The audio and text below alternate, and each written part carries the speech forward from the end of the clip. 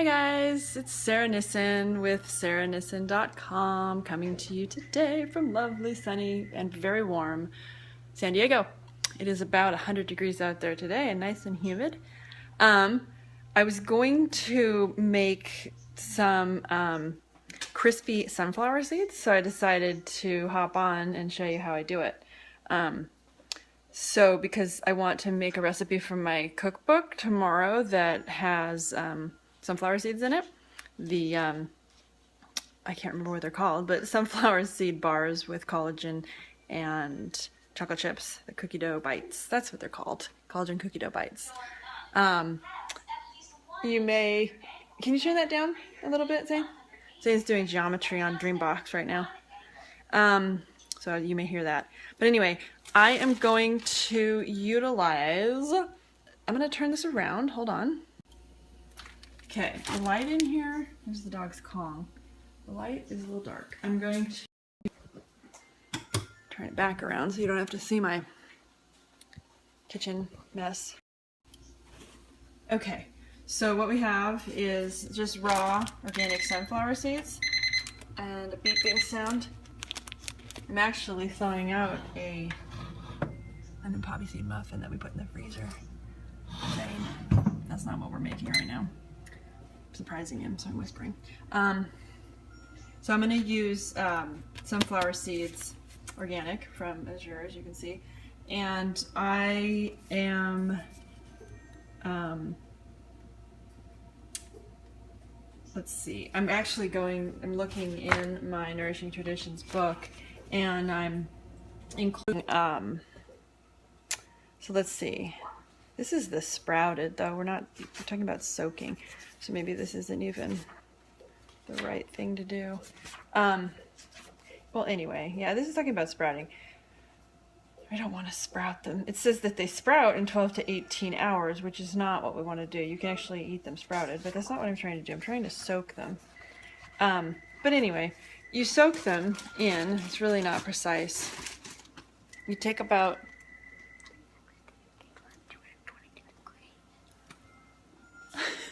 an exterior angle of 222 degrees. Is that what you said? Cool. Okay, so you take about a cup or however many. Oh, it's 11:11. Look at that. 11:11. My angel guides are with me. Okay. So now we take about a cup of.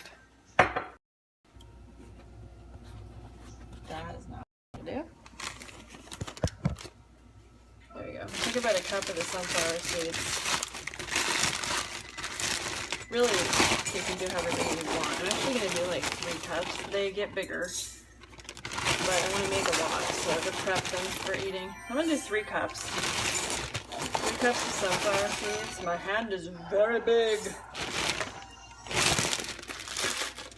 I'm going to just soak them.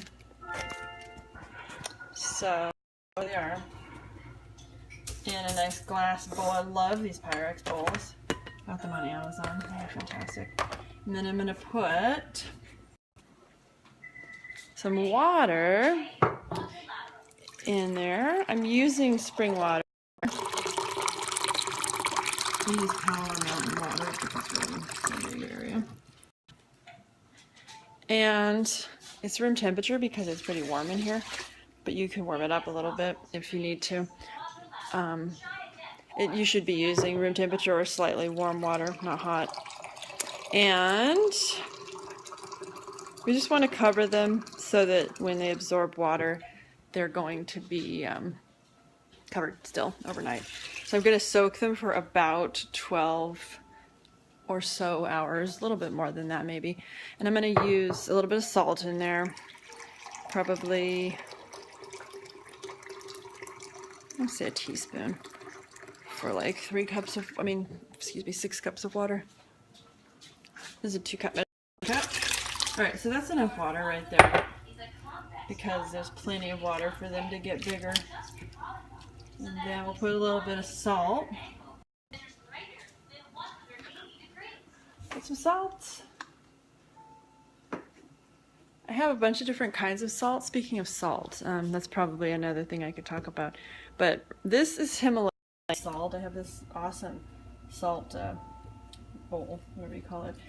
And we also have Celtic sea salt. We have real salt. With lots of different kinds of salt.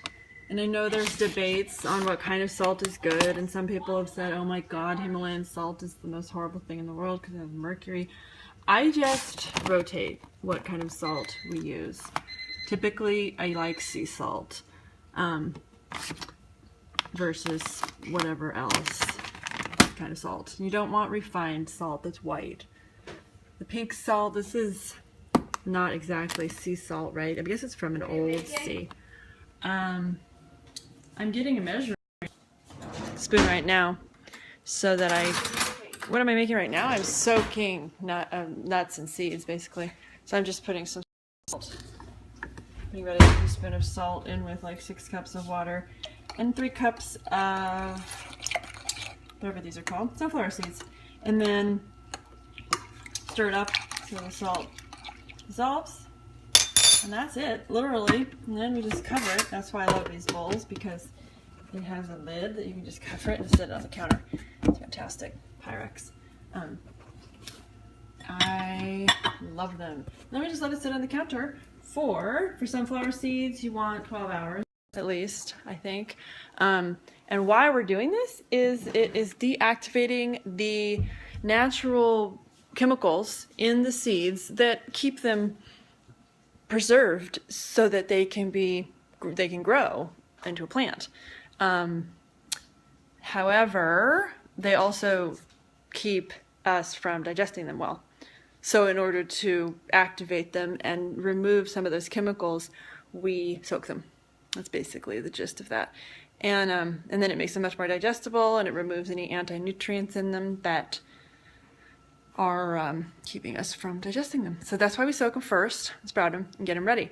So tonight what I'm going to do is, because it's about 11. I could probably soak them overnight. It's 11 in the middle of the day. I could soak them overnight and do this first thing in the morning. It's probably what I'll do tomorrow. I will drain them, and then I will put them in the dehydrator and dehydrate them. You can put them in an oven at a low temperature, but you do roast them a little bit. But I think the ovens go to about 150 degrees. You can do that. Just put them on a tray and roast them. Or you can use you want a low temperature for a long time. Or you can use your dehydrator at about 110 degrees, 115 degrees, and dehydrate them for about, I think it's probably 6 hours that it would take, stirring them a little bit in between. And then store them in the freezer in a closed container, like a plastic bag or a glass lock container. And that's our Alexa telling Zane to stop his work. Anyway, and then you have them ready for the recipes. So then you store them in the freezer, you have them all prepped, ready. And you can do this on one day a month or whatever with, peanuts, sunflower seeds, almonds, cashews, all kinds of stuff. And then have everything ready for your cooking. So that's what we're doing. Tomorrow we're going to make the cookie dough bars, which I can't wait to have because we need some snacks. Zane's hungry and I'm like, what can we feed you? Okay. Thank you so much. Don't forget to go over to I've been posting these videos over on YouTube, so don't forget to go over and subscribe to my YouTube channel so you can see all the videos in one place. You can go back and watch them. And also, let's see where else you can find me. I'm starting on Instagram. Haven't really used it yet, but you'll be able to find me over there. I'll post the links to all these places below just so you can find me in different places.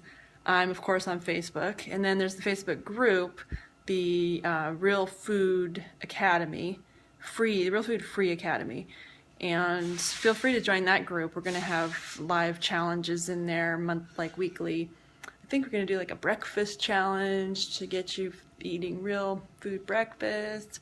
Maybe transition from using sugars, another challenge, to different kinds of sweeteners, and any ideas that you guys might have. So, see you soon. I'll talk to you tomorrow. Come back and show you the dehydration process maybe, or maybe making those real food, chocolate chip cookie dough bites. Yummy! All right, bye now.